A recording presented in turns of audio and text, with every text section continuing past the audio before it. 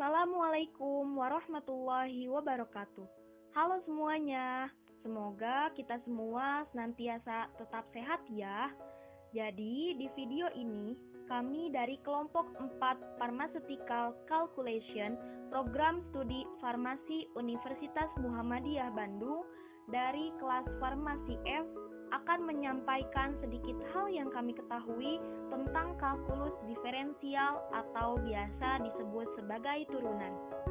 Video ini dibuat untuk memenuhi tugas akhir semester 1 mata kuliah Pharmaceutical Calculation dengan dosen pengampu Bapak Dwi Purliantoro, SSI, MPD.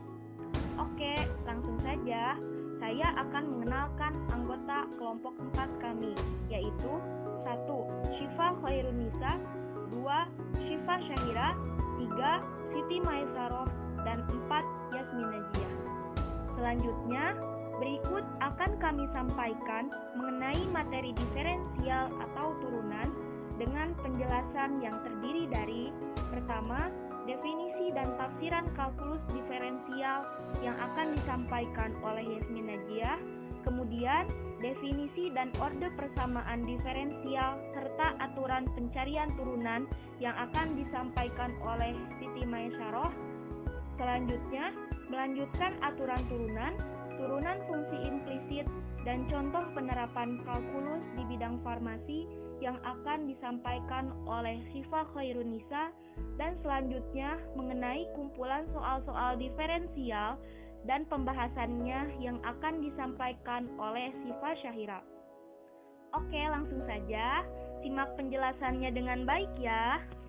Baik semuanya, di sini saya Yasmin Najiyah akan menjelaskan tentang definisi dari kalkulus diferensial.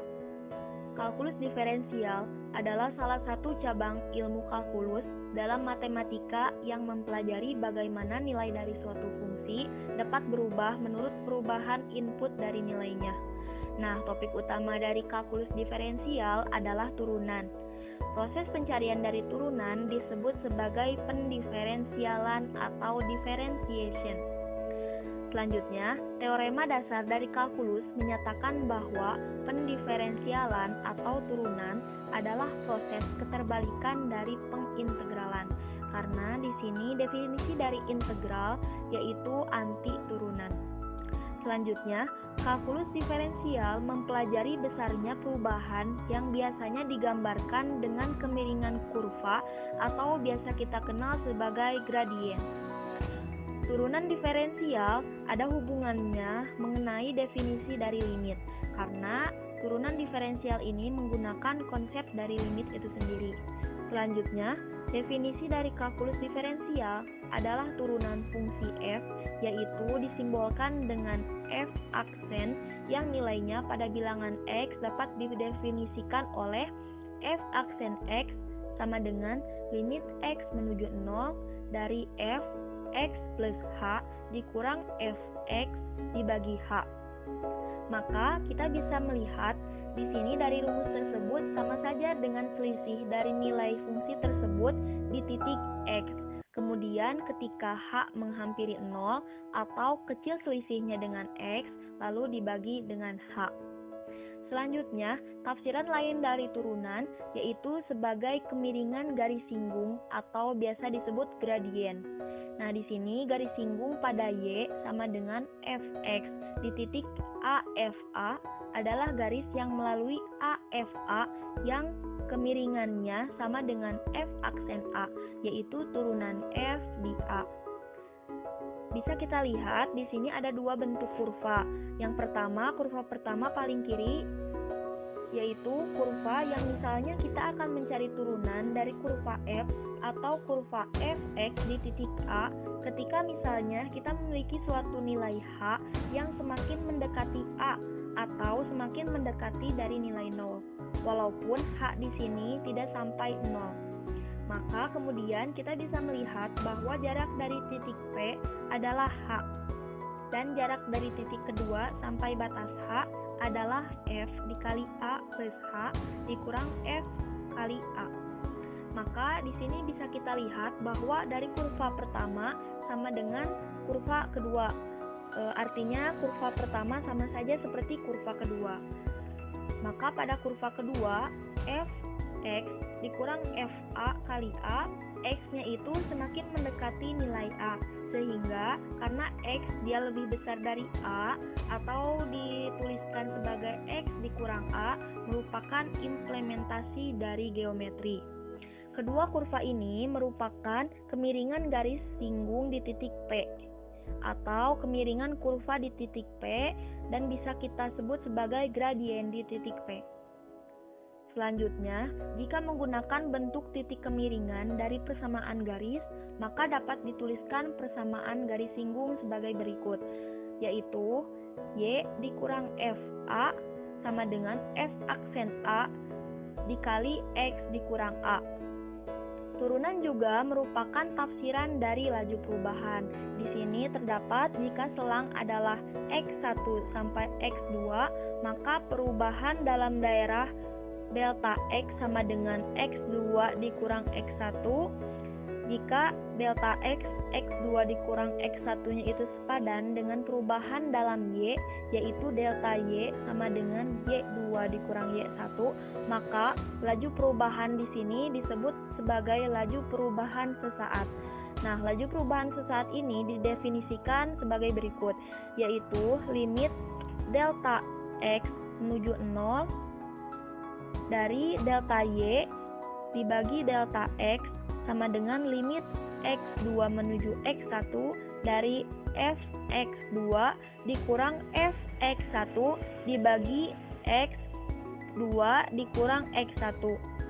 Nah, turunan dari f aksen a adalah laju perubahan sesaat dari y sama dengan fx terhadap x di x sama dengan a. Selanjutnya, definisi dari sebuah persamaan diferensial.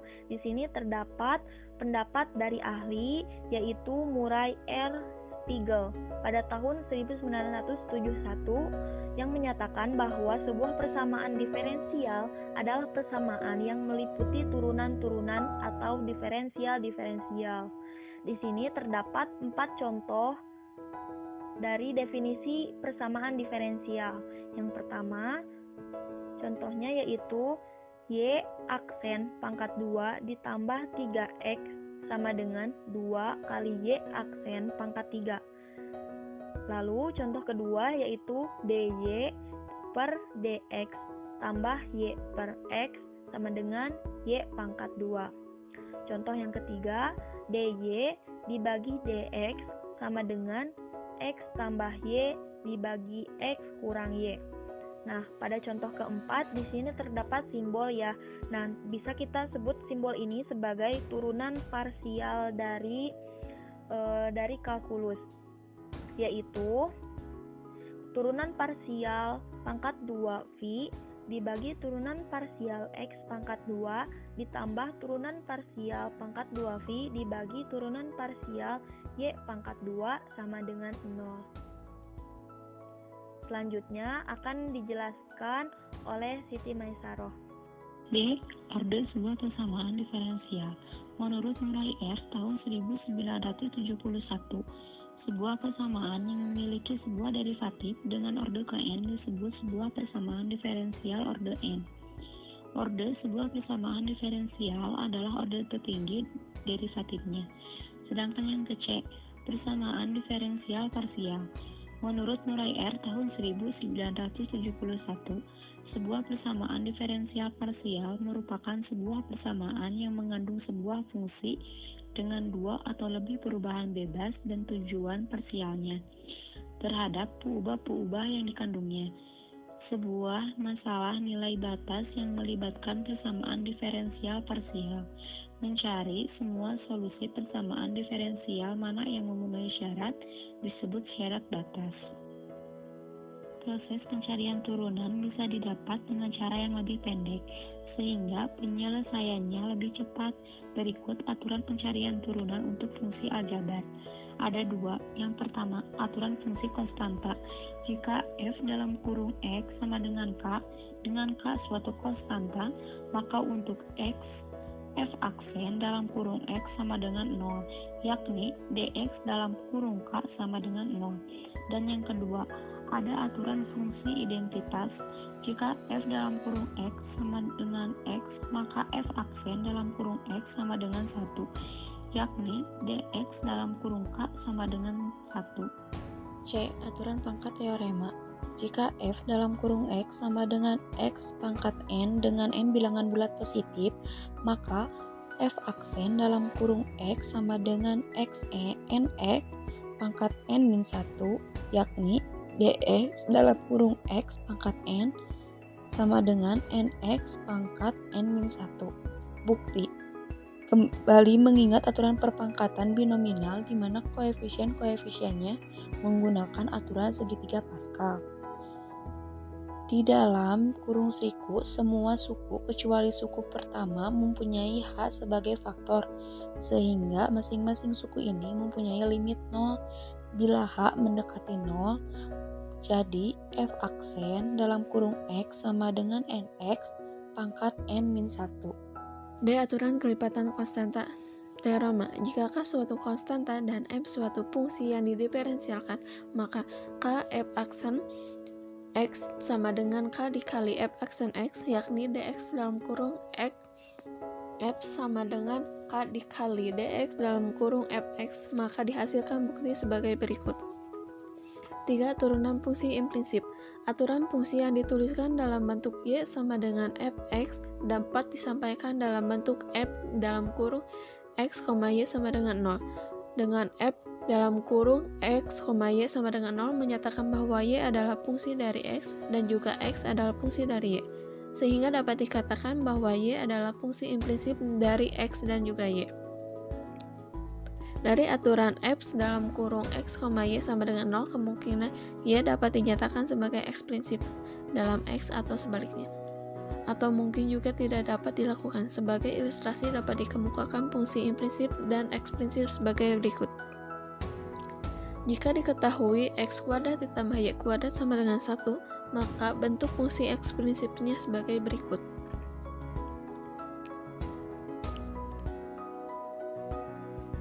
Contoh penerapan kalkulus diferensial.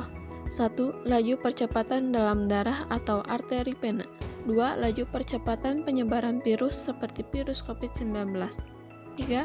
Kecepatan mobil pembalap F1. 4. Penggunaan turunan dalam farmasi sangat dibutuhkan dalam pencairan kadar-kadar tertentu, khususnya di bidang farmakokinetika.